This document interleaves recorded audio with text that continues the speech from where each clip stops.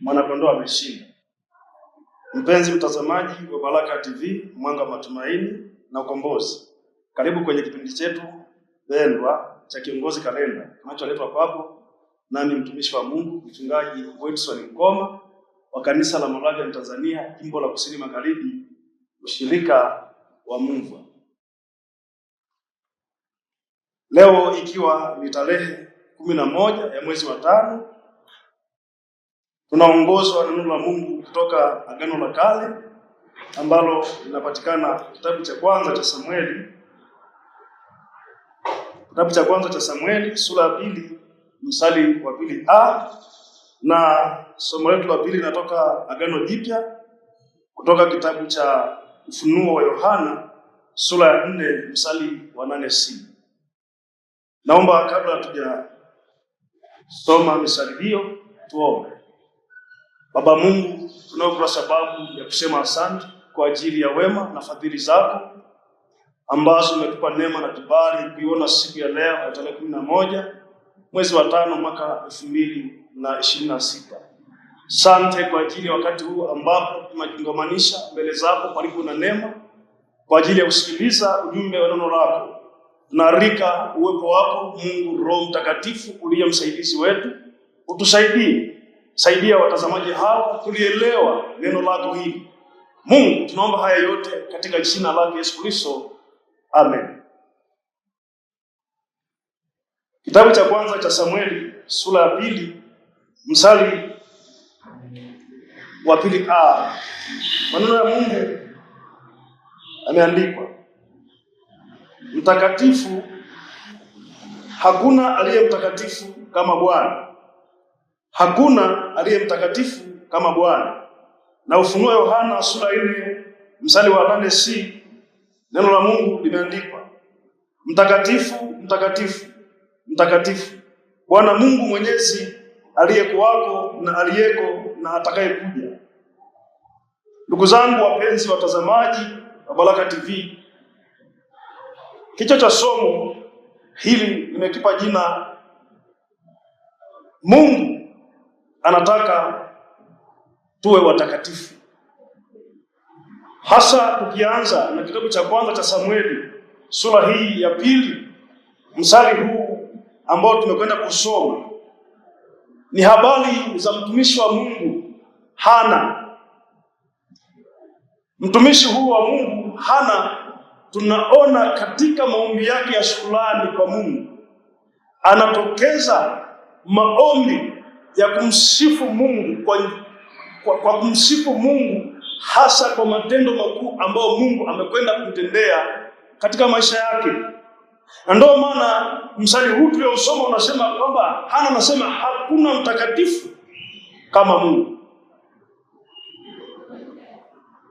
Mtumishi huyu wa Mungu alifika mahala kwa kurudisha sifa hizi mbele za Mungu kwa sababu Mungu alisimama katika maombi yake na akamjibu. Yalikuwa ni maombi ya muda mrefu ambayo ilikuwa ni haja yake, ambayo aliamua kuinua mbele za Mungu, na hatimaye Mungu aliweza kumjibu. Mwanakondoo ameshinda. Ndugu zangu wapendwa, ukisoma kitabu hiki cha kwanza cha Samueli, hasa ukianza na sura ile ya kwanza na ya 2, utaelewa historia nzima ya mwanamke huyu anaitwa Hana. Katika maisha yake, kwenye ndoa yake, hakufanikiwa kupata baraka ya mtoto kwa sababu tumbo lake alikuwa tasa. Na kwa sababu mume wake alipoona hivyo, aliona kuna sababu ya kuwa na mke mwingine ambaye anaitwa Penina. Huyu mwanamke huyu alifanikiwa kumzalia Elikana watoto 2. Kwa Elikana alipoona yeye amepata baraka ya uzao, aligeuka kwa namna moja ama nyingine kwa kikwazo kwa Hana. Hana hakuvunjika tamaa na hali aliyokuwa nayo, isipokuwa alitiwa moyo huku akiinua haja yake mbele za Mungu ambaye ni mpaji wa baraka zote. Hatimaye Mungu alisikiliza maombi yake na akamjibu kwa wakati ambao alikusudia. Hatimaye Mungu akampa baraka, akazaa mtoto jina lake Samueli. Alipopata baraka hii, ndipo tunaona anarudisha shukrani mbele za Mungu kwa njia ya maombi, akimshukuru Mungu kwa matendo makuu. Na ndio maana kwa mstari huu tuliosoma anasema hakuna aliye mtakatifu kama Mungu wetu. Manake yeye yuko peke yake. Yeye yuko peke yake na anajibu kwa wakati aliyokusudia. Ndugu zangu wapendwa watazamaji, somo hili linatufundisha nini kwenye maisha haya? Somo hili kwetu sisi kwenye maisha haya tunayoishi kama Wakristo ni maisha ambayo yamejawa na changamoto nyingi sana. Ni maisha ambayo yamejawa na vikwazo vingi sana. Ni maisha ambayo yamejawa na majaribu mengi sana, kiasi kwamba unaweza kufika mahali fulani ukakata tamaa, kiasi kwamba unaweza kuwa wengine umemwomba Mungu kwa muda mrefu katika jaribu lako ama katika changamoto yako na bado hujajibiwa hata leo hii. Na kushauri mtumishi wa Mungu Hana, pamoja na kupata mtoto kwa muda mrefu sana, hakukatishwa tamaa na maneno ya watu ambao walikuwa wanamsema. Ijapokuwa alikuwa anasikia, lakini alitiwa moyo katika imani, huku akaendelea kuinua haja yake mbele za Mungu, kwa sababu Mungu ni mwaminifu. Alimjibu kwa wakati. Huyu Mungu ambaye tunasikia habari zake kwa mtumishi Hana ni Mungu huyu ambaye tunazungumza habari zake hata leo hii. Manake yeye ni Mungu aliyekuwako, aliyeko na atakayekuja. Bado ana uwezo ule ule, bado ana nguvu zile zile, bado ni mtakatifu ambaye anajishughulisha na maisha yetu. Mungu peke yake ndiye anayetupenda, ndiye anayetuwazia mawazo yaliyokuwa mema, ndiye anayefikiria namna gani atutoe kwenye nyakati ngumu tunazozipitia. Hivyo mpendwa mtazamaji, jitie moyo katika Bwana. Hupaswi kukata tamaa kwenye maisha pamoja na changamoto zote unazozipitia. Hata kama pengine umeomba kwa muda mrefu na bado huoni majibu ya maombi yako, na kupa shauri siku hii ya leo, madamu Bwana yuko pamoja na wewe, usikate tamaa. Inuka, anza upya kama mwanamke huyu. Hata ulipofika wakati mmewe alizani kwamba amelewa, akasema sijalewa, isipokuwa nimeumimina moyo wangu kwa Bwana ili Mungu anipe haja yangu. Mungu wetu ni mwaminifu sana na anatujibu na anajishughulisha kwa ajili ya mambo yetu. Hivyo mpendwa, jitie moyo katika Bwana. Inua kwa upya, inuka kwa upya.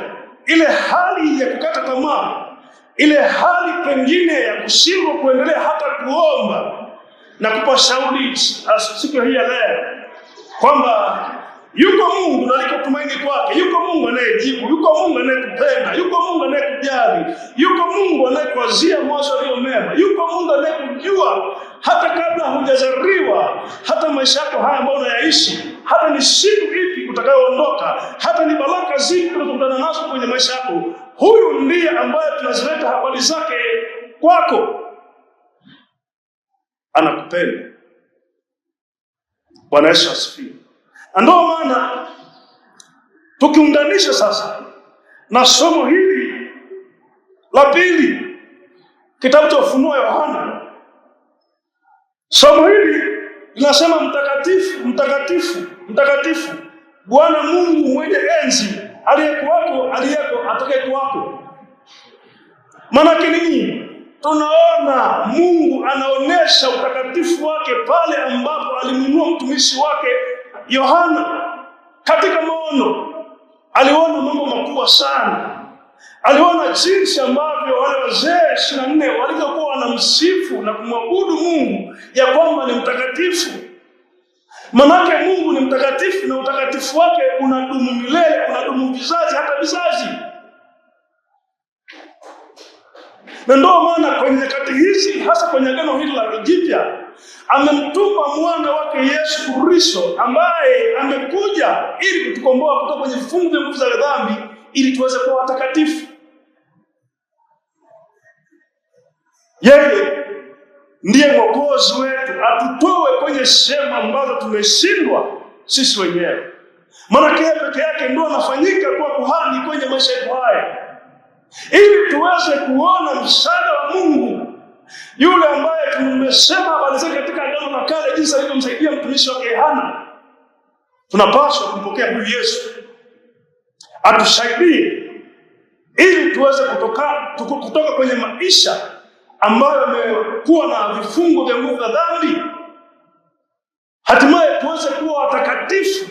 Tukiwa watakatifu, tutauona uaminifu wa Mungu wetu, tutaona nguvu zake katika maisha yetu haya, tutaona ushindi wake katika maisha yetu haya. Pale ambapo sisi wenyewe hatuwezi, Mungu wetu atatusaidia. Huyu Yesu katika maisha yetu ni wa thamani sana. Mungu anaonyesha upendo wake dhahiri ya kwamba anatupenda sisi wanadamu na hataki tuishi kwenye maisha yenye changamoto na maisha yenye mateso kama haya. Ndio maana anaonyesha uaminifu wake wa kumtuma mwana wake pekee ambaye ni Bwana wetu Yesu Kristo. Huyu ndiye msaidizi wa kwetu. Huyu ndo msaidizi, anafanyika kuwa kuhani, anafanyika kuwa msaidizi kuinua haja zetu, kutuombea na kwa Baba kutusaidia. Maana kusoma mahala pengine bila sema hivi, amefanyika kuwa kipatanishi cha dhambi zetu na dhambi za ulimwengu. Maana hata kama tunasumbuka kwa sababu ya dhambi zetu wenyewe au kwa sababu ya dhambi ya ulimwengu, yuko Yesu kutusaidia ili mateso haya ambayo pengine tunapitia, ama magonjwa ama dhiki ama udhia ama shida yoyote ile, yuko Yesu Kristo kutusaidia. Maana imeandikwa kwamba katika radhi, katika msamaha wa Mungu mna uhai. Ndugu zangu wapendwa katika Bwana, imekuwa ni siku njema kabisa ambapo Mungu ametuazia mawazo yaliyo mema na kutupa ujumbe wa neno la siku ya leo. Hivyo tunapaswa kutafakari kwa kina na kumruhusu Mungu Roho Mtakatifu aamue ndani ya achunguze, atusaidie katikati ya udhaifu wetu, pale ambapo tunashindwa sisi wenyewe, ili tuweze kushinda, hata kama pale ambapo Mungu wetu anatujali. Hivyo mpendwa, usikate tamaa, wala usifikirie kumwacha Mungu katika maisha yako, wala usifikirie kukosana na Mungu kwa sababu ya jaribu unalokutana nalo. Madamu neno la Mungu litunalisikia kwa makini kabisa, yeye ni mwaminifu ambaye anaangalia neno lake kisha aweze kupata kulitimisha. Hivyo Mungu wapendwa atusaidie katika maisha yetu haya tunayoishi, ili tuendelee kuwa takatifu na tuendelee kuona mkono wake kwenye maisha yetu, akitendea mambo makuu sana, akileta ushindi, akileta baraka, akileta amani, akileta uponyaji.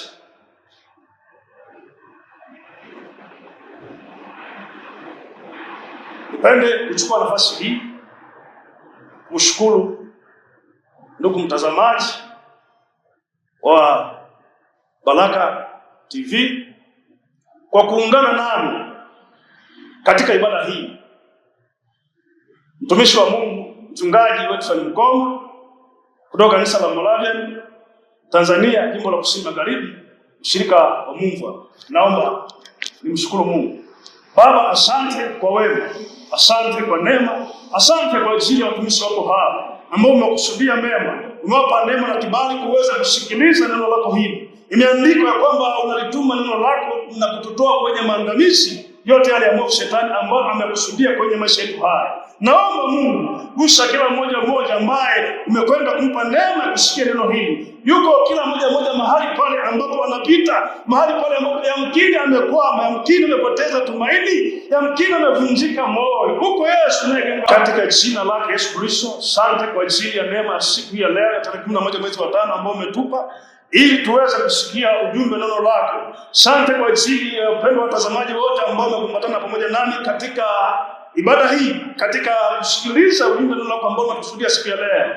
Mungu, imeandikwa kwamba unalituma neno lako linatoka kwenye maangamizi ya kwetu. Mwamba uzima, neno hili lifanyike kuwa msaada kwa watumishi wako wote ambao wamekwenda kusikiliza ujumbe huu wa leo. Kawatoe katikati ya maangamizo yao, hila zote za mwovu shetani na roho za mateka na njia zilizofungwa. Mwamba uzima, na uchungu ulioharibiwa kaufufue kwa upya kabisa. Wewe ni mwaminifu Mungu ambao unakwenda kutenda, kwa sababu unatupenda, ndio maana umetuma neno lako hili. Tunaomba haya kwa kushukuru katika jina lake Yesu Kristo. Amen.